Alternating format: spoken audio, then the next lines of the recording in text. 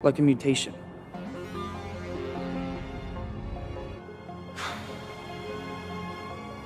Whatever it is, it's just going to be another label. Hey, welcome to ScreenCrush, I'm Ryan Airy. Black Panther Wakanda Forever just gave us the second mention of mutants in the MCU. So, we have to talk about what it means to actually be classified a mutant. Will every character with mutated genetics be considered a mutant in the MCU? What, like SpiderMan? Exactly. And we think the introduction of mutants is also setting up a war between mankind and the Enhanced that could explode in Phase 6, Secret Wars, and beyond. So, let's start with the mutant line itself. The plant gave me wings on my ankles and ears that pointed to the clouds. I was a mutant. When Namor says this, it does not imply in any way that he's been told, "You're a wizard, Harry." Sorry, wrong clip. You are a mutant. Namor hasn't had a Charlese Xavier recruitment visit. Ms. Marvel's bestie Bruno didn't run a blood test on him. He simply realized that he shared many differences from the rest of his people, such as his winged feet, his skin not turning blue when he's out of the water, his ability to breathe on dry land, and he ages very slowly. Basically, Namor's powers allow him to tear through his enemies like an M4 Sherman tank through a German Panther, or I guess since he can fly, like an F-14 through a MiG-3. You know a lot about military vehicles. How'd you learn all that? Well, Doug, military vehicles have been on my mind lately because I've been playing War Thunder. They're the sponsor of this video. War Thunder is the most realistic, comprehensive military vehicle game that I have ever played. It features more than 2,000 vehicles, including ships, planes, helicopters, and tanks, and you fight other players in PvP combat on the PC, Xbox Series S or X, and PlayStation 5 or even previous gen consoles. I mean, every vehicle in this game is intricately detailed and historically accurate, and it makes the game incredibly immersive. The gameplay spans over 100 years, from the 1920s to today. I also love that there's no generic hit points. You have to inflict actual damage to parts of the vehicles or their crew, and the interaction between the air, naval, and land forces give it this comprehensive tactical experience that blew me away. So you can play War Thunder on the Xbox, PC, or PlayStation today, and if you click my link in the description, you get a huge free bonus pack with premium vehicles, a premium account, boosters, and more, plus our exclusive decal. So click that link in the description and I'll see you in game, where I will destroy you. Someone's gonna kick his ass. Forget the implication of the word mutant in the Marvel Universe for just a moment. A mutation can be defined as an organism that is different from others of its type because of a permanent change in its genes. So we believe that Namor simply used the term mutant as a brief describer of his condition, explaining why he is so different from the rest. But we as Marvel fans know that on a meta level, there's a lot of meaning behind that word, mutant. Have you tried not being a mutant?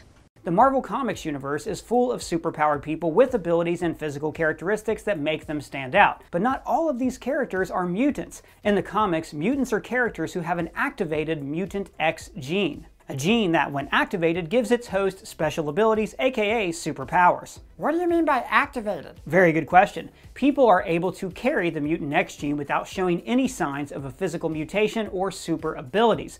But later in life, that gene can be activated, giving them their powers and causing a physical transformation. Now, what causes the activation of the X gene is not set in stone. We've seen the X gene be activated from birth, therefore affecting prepubescent children. But we've also seen examples of it not activating until they reach puberty.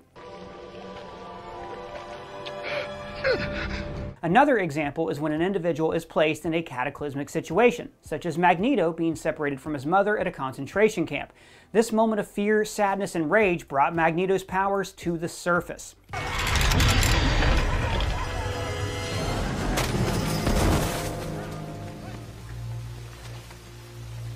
Or take Wolverine, for example. When he was a child, he was sick and dying. But following the death of the man that he believed to be his father, he became enraged and out popped the bone claws. Another example of a mutant gene activation was what we saw in Deadpool. We saw Wade Wilson undergo literal torture to activate any dormant mutant genes that may have been in his genetic coding. I'm injecting you with a serum that activates any mutant genes lurking in your DNA. For it to work, we need to subject you to extreme stress. So those are the many ways we've seen mutant gene activation occur in the comics and in the Fox X-Men films. But now, guys, we're in the MCU, a universe that had, up until recently, no mention whatsoever of mutants. In fact, they were legally barred from even using the word mutant or mutation in any of their films or TV shows prior to Disney's acquisition of Fox. But with the MCU now able to use mutants in their projects, the question has become, how do you introduce mutants into an already established universe without it feeling like a massive retcon? Well, We have a few theories. It's been theorized by many that perhaps Thanos' snap will be responsible for mutants. Perhaps we could see individuals who got snapped away and then blipped back now have a new gene in their genetic coding, a gene created by the power of these 6 Infinity Stones. Now, I'm not saying everyone who was blipped is now going to be a mutant. There probably were a lot of cases where people were blipped who now have a different hair or eye color, or maybe their fingers are now double jointed. But some may have newfound abilities that are far more extravagant.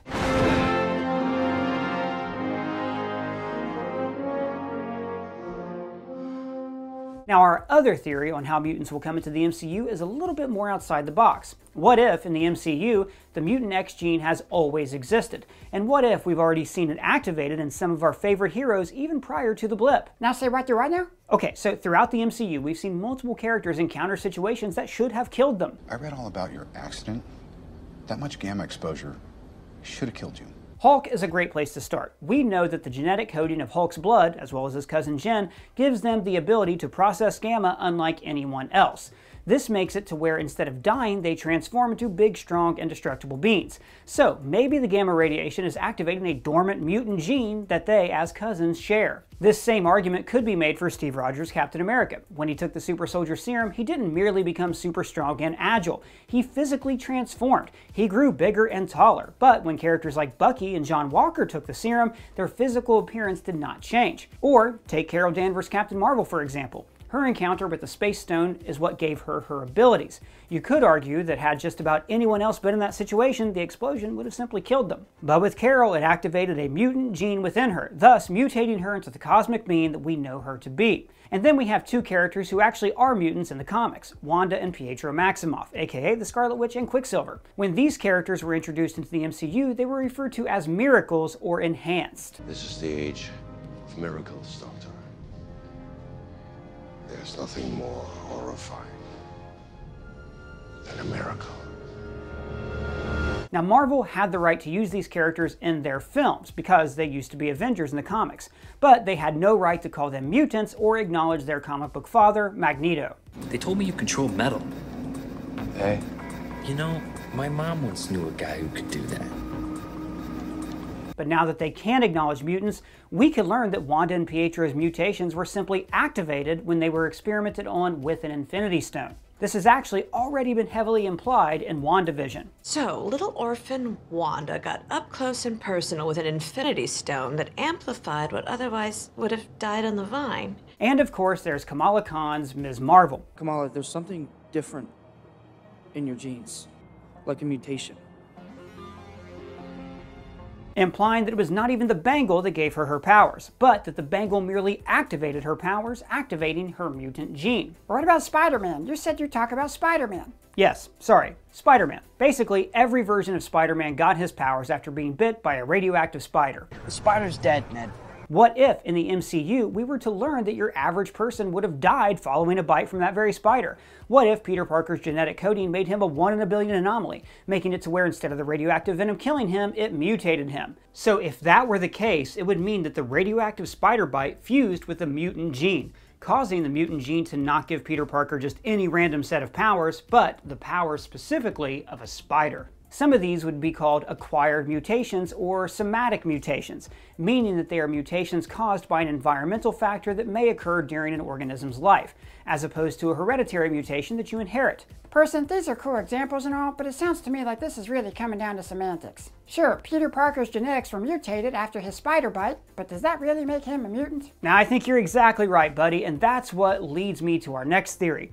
We think that we could see the MCU classify anyone with mutated genetics as a mutant, meaning that Spider-Man, Captain Marvel, the Hulk, Wanda, hell, even sorcerers like Doctor Strange and Wong, anyone who has developed an ability that makes them starkly different from the rest of the human race could be deemed a mutant. Deemed a mutant by who? The government. You know the Fourth Amendment? More specifically, the Department of Damage Control. In recent years, the DoDC has become more and more antagonistic towards superpowered individuals, and we think that their aggressive treatment of Spider-Man and Ms. Marvel is just the beginning. We think the MCU is preparing us for an era of aggression toward all superpowered people, and what better political scare word to label these characters with than mutants? A word to cut down, shame, and ostracize anyone with unique abilities.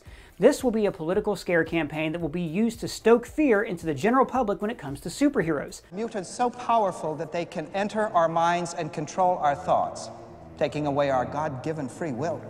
I think the American people deserve the right to decide whether they want their children to be in school with mutants, to be taught by mutants. This will be the catalyst for the MCU version of the Superhero Registration Act, or the Mutant Registration Act. But why would the government do that? Superheroes help people. I like superheroes. Well, we think that there will be decent people in the government who have genuine concerns about the amount of power that one person can hold. If you have the opinion that you should have to register a gun in order to purchase one, then you're also likely have the opinion that someone who could, I don't know, destroy an entire skyscraper in a matter of seconds should also be required to register that power. But just like with all things, exploitation will happen. Now, we believe that there will be power-hungry and corrupt people in the government who will exploit the genuine concerns and fears the general population may have. They will then use this fear to put a boot to the neck of our heroes. Because why? So that heroes can't stand in their way when the corrupt governments use their power to do horrible things, like invading an innocent country to steal their resources, something that was actually touched on in Wakanda Forever, something that we think could lead to Civil War II. The first Civil War film revolved around the Sokovia Accords. The Sokovia Accords. They'll operate under the supervision of a United Nations panel only when and if that panel deems it necessary. Now, this was an attempt to regulate the Avengers via the United Nations, which on its surface doesn't sound like a bad idea if the United Nations was free of any and all corrupt and mischievous individuals. We learned in She-Hulk that the Sokovia Accords have been repealed. May I remind you that the Sokovia Accords have been repealed. Likely because superhero approval ratings went up following Avengers Endgame. They succeeded in saving the entire universe and brought back everybody that Thanos snapped away. Tony Stark, Black Widow, Vision, and others sacrificed themselves to save the world. So this likely shifted public opinion greatly, resulting in the Sokovia Accords being overturned. So now those on top, people like Thunderbolt Ross, they need a new scare tactic to place superheroes back under their thumb. Like Ms. Marvel said, whatever it is, it's just going to be another label. And so enters the term mutant. And so it'll be fitting that Namor will be right in the middle of this war. He was Marvel Comics' first actual mutant. And Wakanda Forever revealed that Namor is preparing a war against the surface world. So it makes sense that this war will revolve around not only resources such as vibranium, but it will be fueled by hateful rhetoric and an us versus them narrative. A war that mankind will wage on anyone and everyone who is different, such as the Wakandans, the Talakans, and any and all superpowered people who dare stand in their way. Oh, that got dark real fast. Let me know, do you think the MCU will classify mutants as any enhanced being with altered, or should I say mutated DNA? And do you think a second Civil War is coming before we get to Kang Dynasty? And just a reminder to check out War Thunder on the Xbox, PC, or PlayStation today. And if you click my link in the description, you get a huge free bonus pack with premium vehicles, premium account, boosters, and more, plus our exclusive decal. Click that link and I'll see you in game. But now I want to know what you guys think of all this. Let me know in the comments below or at me on Twitter. And if it's your first time here, please subscribe or smash that bell for alerts. For ScreenCrush, I'm Ryan Airy.